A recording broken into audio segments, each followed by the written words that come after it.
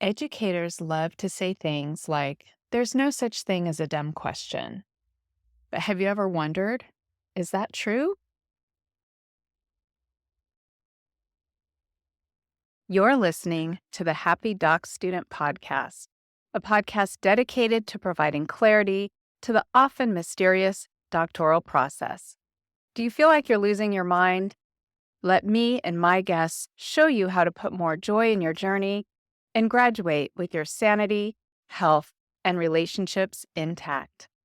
I'm your host, Dr. Heather Frederick, and this is episode 40.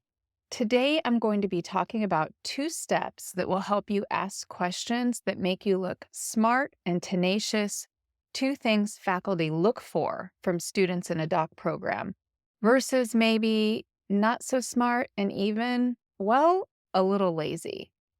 Now, many guests who come on this show promote advocating for yourself as a doctoral student through clear communication and the asking of many, many questions. And I tell the students that I work with, please, please communicate with me. I need to know when you're confused so I can help you get clear. That's my job. We know this process is confusing and we want you to have answers.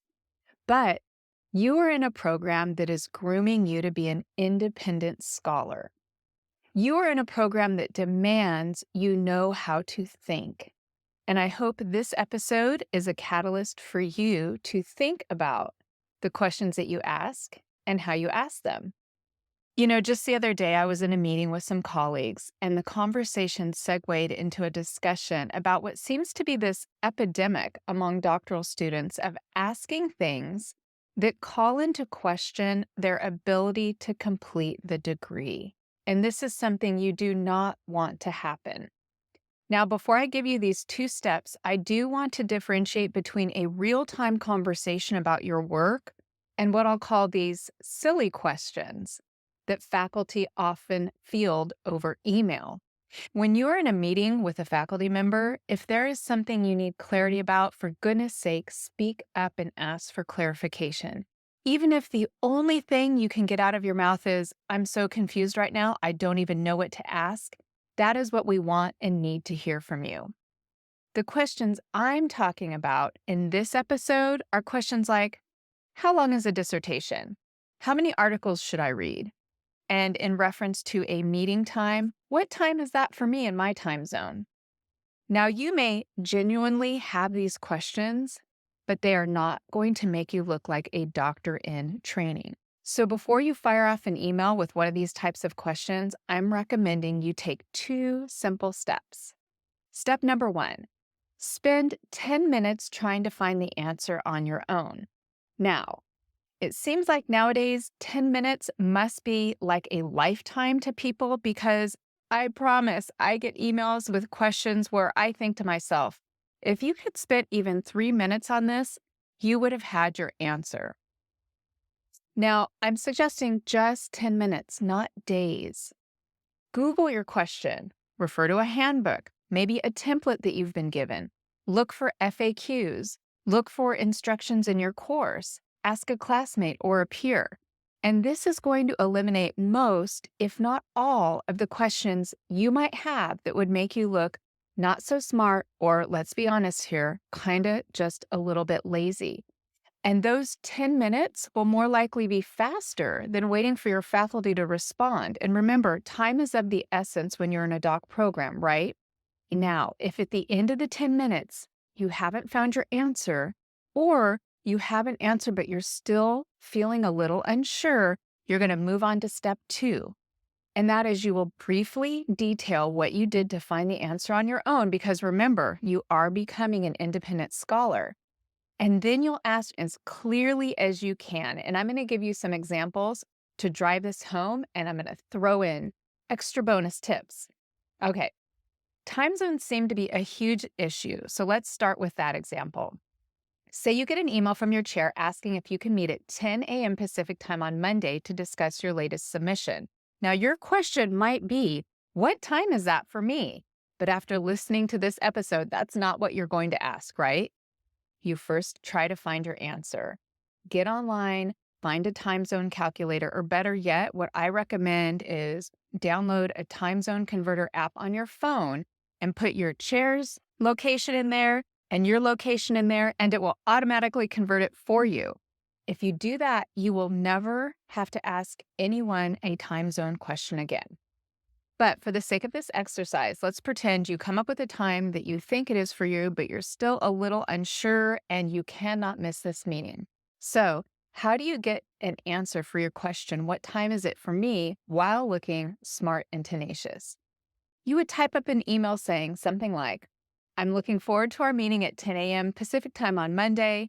Because time zone converting is new to me and I want to be sure to be there and be on time, can I please confirm that that is 11 a.m. Mountain Time? You've shown that you've attempted to figure out the time on your own, and you have respectfully asked a simple yes/no question, which is bonus tip number 1.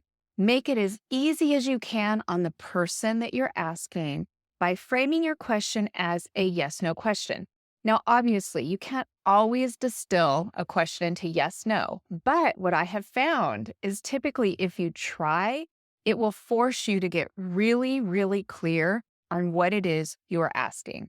Now, you've written the email, but before you shoot it off, can you guess what you're going to do next? Bonus tip number 2 is to use a spell and grammar checker.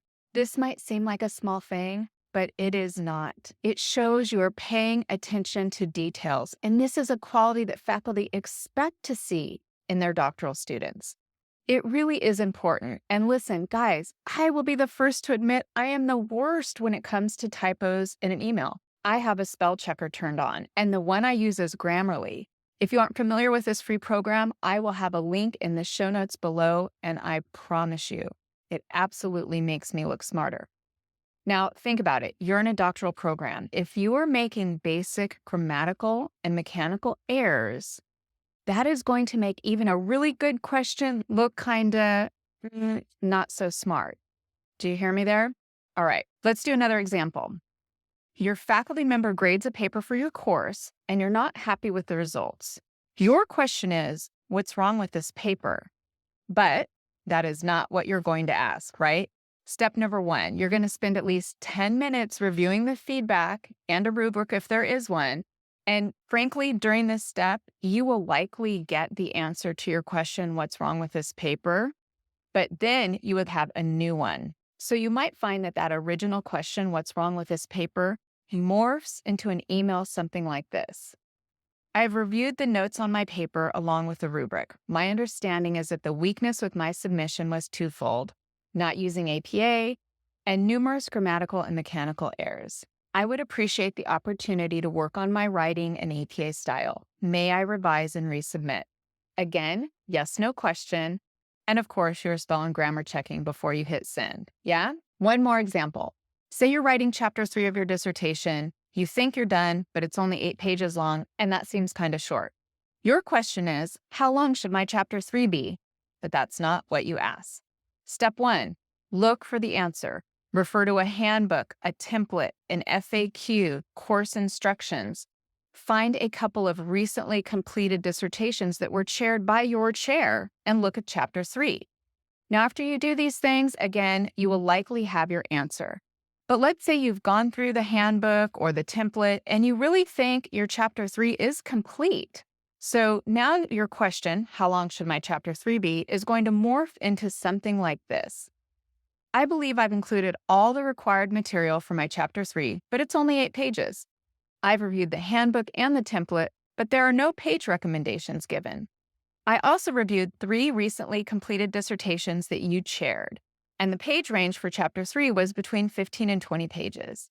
May I submit my draft to you so you can point out where I need to expand? Hear that? It's a yes/no question. And again, before you hit send, spell and grammar check. Now, hopefully you're hearing a pattern.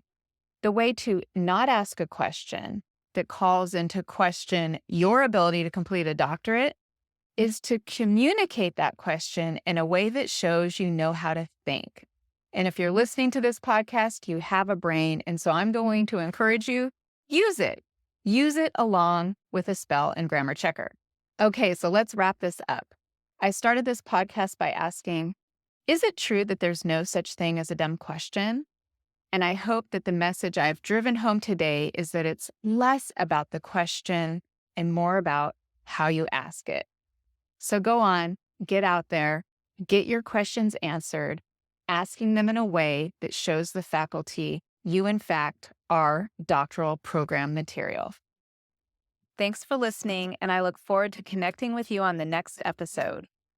But until then, I'd like to invite you to visit my website, expandyourhappy.com, where you can download a document I wrote called The Doctoral Journey, 12 Things You Need to Know That They Probably Won't Tell You. And when you download that article, you'll be invited to participate in a 7-day email adventure that will help you kickstart your happy doctoral journey.